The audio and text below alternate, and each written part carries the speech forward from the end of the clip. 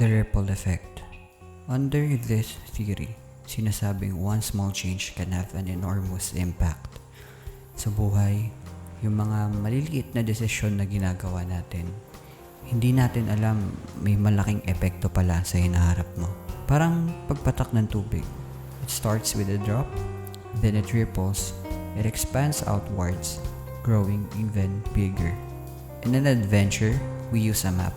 Minsan naliligaw, minsan lumalabo ang daan. Pero ang panigurado, mararating mo ang dulo ng mapa mo. Ripples, maps, dalawang magkaibang bagay. Pero they're not totally mutually exclusive, especially here in my Quaranthings story.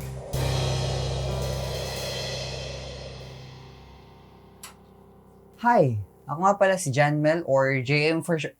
Teka, lipat lang tayo. It's your boy!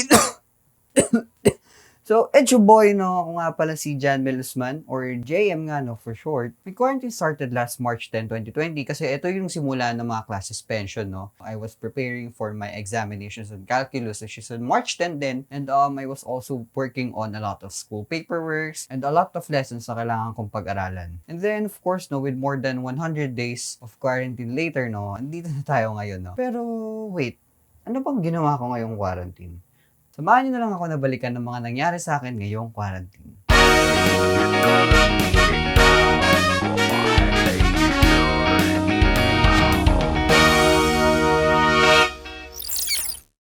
Well, as you can see, isa pa lang ako nag-uumpisang YouTuber, no, with a little bit over 150 subscribers, no. I think it's appropriate to say na my brand is still unknown to people. Syempre, most of my subscribers are friends or family. Pero syempre, bakit ko ba naisipang gawin to? I guess my first YouTube video is yung vlog na in-upload ko last April 23, 2019. And then, nasundan to ng paunti-unti. Pero never ko siyang kinarir talaga kasi feeling ko nun, di pa ako enough or di pa ako magaling. And then, na-realize ko this quarantine na mali pala yung ganun na pananaw. So, I started again. And what I consider my fresh start is yung una kong upload ng weekly series ko na Lingguhang Tea. Basically, Lingguhang Tea recaps yung mga notable na news na nangyari or yumanig sa social media nung previous week. Kaya ako gustong gawin tong series na to is because I really love speaking. Lalong-lalo na on relevant issues and relevant topics. So, naisip ko, bakit na hindi ko na lang gawing way tong series na to, you know, to educate everyone na makakapanood ng mga videos ko. Kasi I believe na dapat lagi tayong informed sa mga nangyayari sa paligid and dapat laging mulat yung mga tao sa mga pangyayari.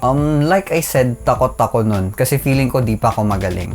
Pero nag-start ako ulit kasi alam mo yun, para meron akong maumpisahan.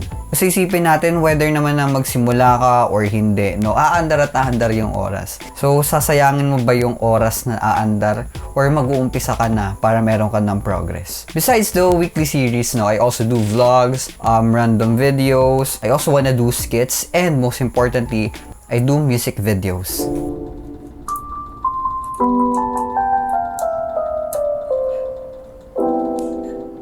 So before, gitara lang talagang ginagamit ko. But then lately, I transitioned into using the keys as well. I wrote songs from serious ones into weird ones. Alcohol! Lagi ka sa iyong kamay, baka may nahawakan kang kung ano ay teka lang. May mga nasulat akong kanta na for fun lang. And then meron din mga kanta na pandibdiban. Malamig ang simoy ng hangin sa...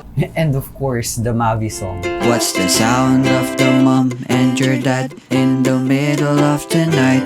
Which, by the way, hindi nyo pa makikita sa YouTube channel ko, pero andun yung sa submission ko dun sa entry ko sa editor challenge ni Kong. And yep, I submitted an entry to the Kong TV editor challenge. Kaya sobrang diverse nung mga ginagawa kong music is because I believe that creativity is creativity. Kumbaga dapat hindi ka restricted, no? Kung may trip ka, push mo yon as long as hindi naman siya harmful sa ibang tao. When I make music, madalas spontaneous lang, as in bigla lang siya sumusulpot sa utak ko. So what I usually do is nire-record ko siya kagad sa audio recorder ng phone ko or dinidiretso ko na kagad siya sa digital audio workstation. For example, itong unfinished song ko na Baby I Just Can't.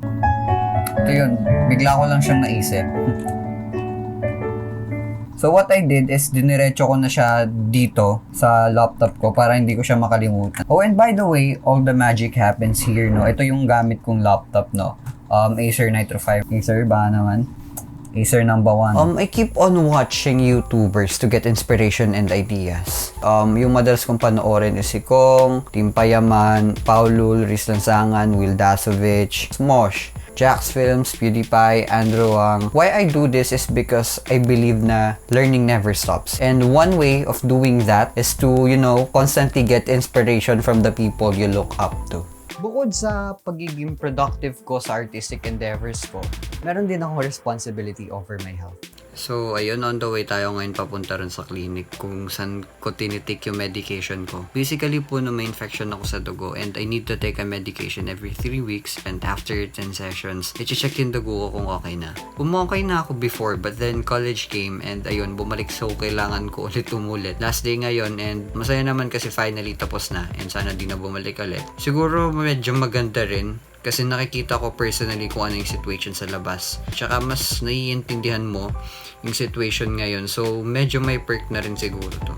And most importantly, estudyante at tao rin ako. And this pandemic actually, hindi naman natapos yung mga responsibilities ko sa mga aspetong to. Since nasa bahay lang, I was able to spend more time with family. And kapag lalabas, don't forget your face mask and alcohol. Whenever I go out, I use my bike. But please, do me a favor, don't vlog while driving. You have to wait for long lines to get into facilities. Tedious pero necessary sacrifice to ensure everyone's safety. Some grocery tips, by the way. Always check your expirations. Oops, social distancing. And pag uwi, don't forget to clean yourself para hindi at risk yung mga tao sa bahay. Syempre, meron mga araw na wala akong gana, walang pasok pero kailangan ko pa rin mag-aral. And I apply for scholarships. Syempre, kailangan pa rin kasi kasuhin yung pag-aaral. So, I'm grabbing every opportunities I can get.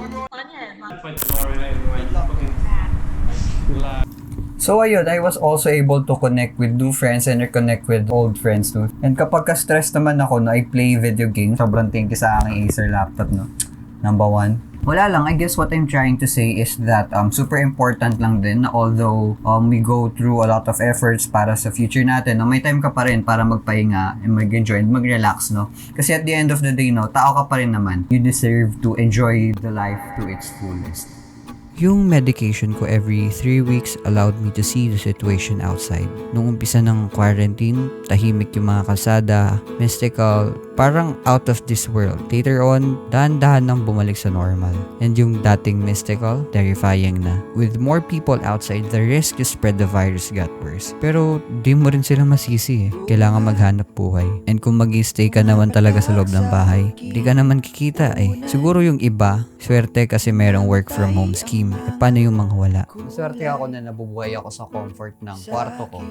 Paano yung mga kailangan makipagsapalaran, ilagay sa alanganin yung buhay nila para lang may pambili sila ng bigas? Sila yung mga taong may gustong marating. Kumbaga meron silang X-mark sa mapa nila. May ahon yung pamilya nila, may ipagtapos yung anak nila, marating yung mga pangarap nilang mga career, or even mairaos lang yung pang-araw-araw nila. Dahil sa sitwasyon ngayon, ang dilim, ang labo ng daan. Kailan kaya magiging maayos ang lahat? Tama pa ba yung tinuturo ng mapang sinusundan ko? Kapag hindi ako nag-umpisa, hindi talaga ako gagaling. Experience is the key. Matututo ka lang naman talaga ng practical kung gagawin mo. Repos. Yung mga small actions na ginagawa at gagawin mo, may malaking epekto to sa kinabukasan mo. Kaya nga importante na kahit small victories, small steps, dapat pinagdiriwang mo yan. If I didn't take the small steps that I took this quarantine, probably I wouldn't even get the courage to produce this video. Along the way, we will make errors and our lapses as human beings will also show. Pero normal naman yun. Ang tanong, paano ka babawi despite this? At the end of the day, you are you. And that is worth embracing. And the fact that you're alive, that's already one heck of an achievement. You will also feel anxious kung tama pa ba yung mga ginagawa mo. Pero remember, kung nasaan ka man ngayon, either pinangarap mo yan or you just didn't expect na mangyayari yan sa'yo. Pero andyan ka ngayon for a reason. And I guess that fact makes everything much, much better.